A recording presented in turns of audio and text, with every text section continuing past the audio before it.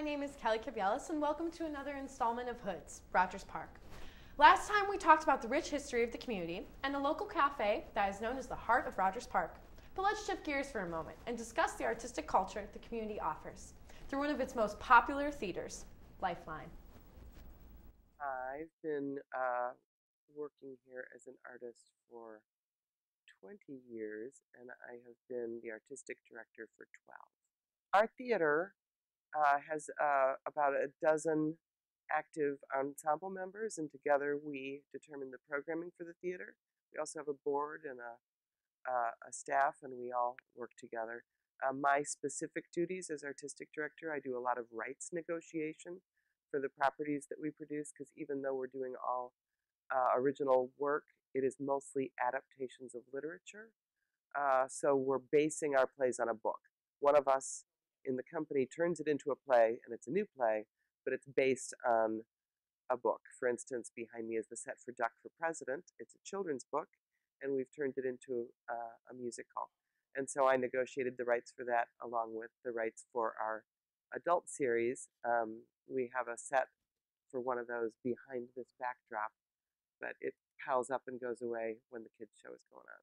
We have a full season of kids shows and a full season of adult shows, and so they're always going on at the same time. On Saturdays, for instance, we have a kids show at 11 and 1, and then an adult show at 4 p.m. and 8 p.m. The theater has been here most of its 30 years, and the company started out transient, just renting here and there, and in their early years they had a big hit, and the landlord had done something wrong with the city, and so when they got to the theater that night, it was padlocked, and they had to stand there and refund money for their big sold-out hit. So they started to go, where can we get a space we can control?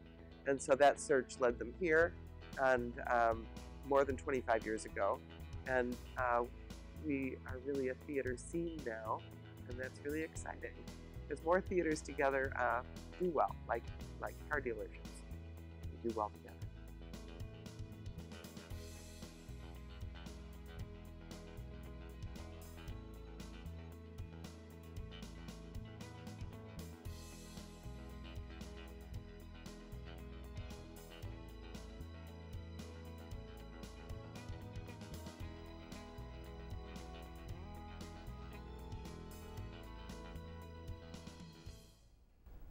We got to speak with Dorothy Milne, the artistic director of the Lifeline Theater, in the previous installment, but she has agreed to give us a more in-depth overview of the theater. Hi Dorothy, how are you today? I'm excellent. So as the artistic of the Lifeline Theater, are there any shows that you would like to help produce in the future, like that you really want to, that you haven't done yet? Well, there's always shows that we really have an ambition to do. I mean, because we produce primarily adaptations of literature, we're always trying to get rights to exciting properties, and that's hard because they get bought up for movie rights and such like. So we're always chasing some of these big titles, but we're also very happy to do a lot of public domain titles so that we don't have to argue with any dead authors. Now that we've known what kinds of works you'd like to produce in the future, let's take a look at a short past performance.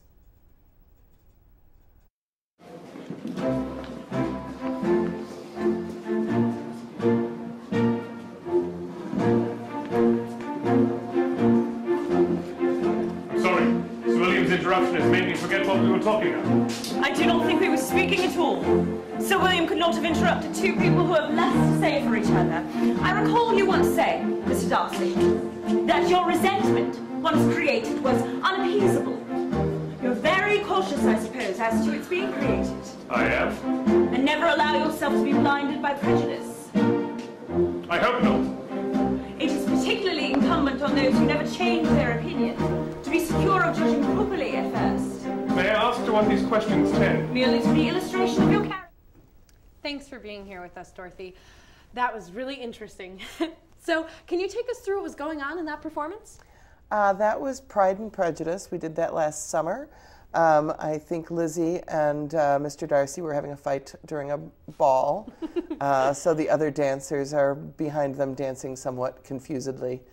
as they wonder how to work around the fighting couple.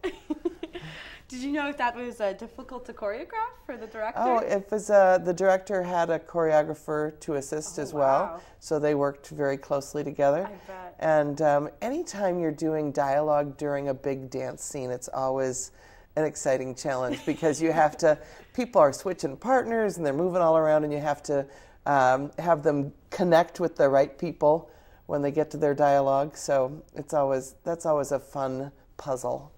Have you ever considered producing any shows based on books that are popular for today's generation, like Twilight or The Hunger Games?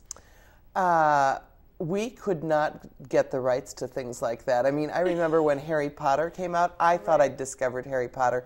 I hadn't read about it anywhere yet. I'd read this book, none of my friends had read it, and I immediately called the agent, and I was like, I was like, flying brooms on stage, we're gonna rock this. And they just, totally laughed and said, of course there's already a movie deal, there's 7 books planned. So, that's always the struggle for us is popular material gets bought for movie rights. Magazine articles are bought for movie rights sometimes. Wow. So we're always trying to negotiate that. Right. What has been your most fond memory while working at Lifeline? Whether it be play or situation that happened there, people you've met. We hire about 150 artists a year, and it's a real treat to get to work with all those people every year and to feel part of such a vibrant community of artists, and to feel like you get to mentor young people and that your peers are mentoring you all the time. It's an overall rewarding experience. How do people find out more about Lifeline? Well, our website, lifelinetheater.com or lifelinetheatre.com, because you have to spell it with the R-E ending to find us. It has all sorts of stuff about our history and past productions and what's going on right now. What is going on right now? Well, coming up in January is a solo storytelling festival. And so we have like 42 different shows over a 3-week period. It's $10 a show and only $30 for a festival pass, and you can see all the shows, or as many as you can get to. So we're doing it at Lifeline and at Heartland Studio, just up the street from us, connected to Heartland Cafe, and it's going to be just awesome. Sounds kind of stressful, though. That's a lot of shows to put in. Is that stressful for you? We're used to juggling stuff like that. And it's exciting. The storytelling scene is having a big resurgence, so we have 14 different storytelling groups involved coming in to perform. And so then our next adaptation of a book, which is our core programming, this winter we're doing City in the City by China Mieville. It's a detective fiction, but set in a sort of a weird setting. He's sort of known for new weird sci-fi fantasy sort of stuff, and that is a contemporary popular author we're doing. And for our kids series, The Mystery of the Pirate Ghost. And what's that about? Well, there's a mystery and there's a pirate and it's a ghost. What more do you need? For children, yes. It's for kids. It's going to be. They've got wooden swords they're fighting with. They're having big fun. Well, is there anything else you want to tell me about Lifeline? Well, we have programming for both kids and adults, and we've got stuff going pretty much all the time.